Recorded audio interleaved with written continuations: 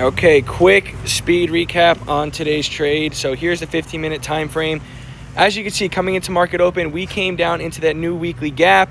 I wanted to see a reaction off of that. We also had an hourly low in that new weekly gap. So I waited patiently and wanted to see a liquidity sweep off of that area. So this is the 15-minute time frame. You could see when I was waiting patiently, we inversed that 15-minute bearish fair value gap, and then we scaled down to the 5-minute time frame.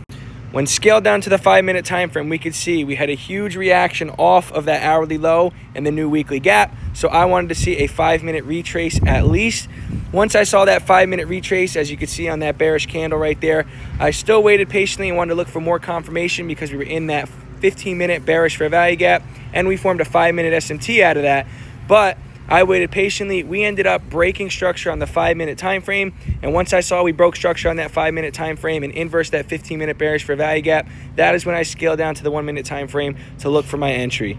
So as we can see here, this is the 1-minute time frame. We could see once we broke structure on the 5-minute time frame, we ended up forming two bullish 1-minute fair value gaps, and we also formed equilibrium. I waited for price to come back down into equilibrium, and both of those 1-minute bullish fair value gaps, we got a bullish candle closure out of that, and then that was my entry, putting my stop below that most recent low.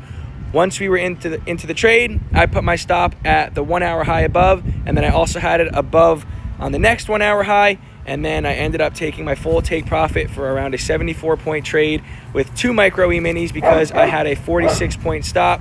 I currently risk around 150 to 250 per trade, so I ended up risking around $160 to $180 on this trade, making around $210 per account.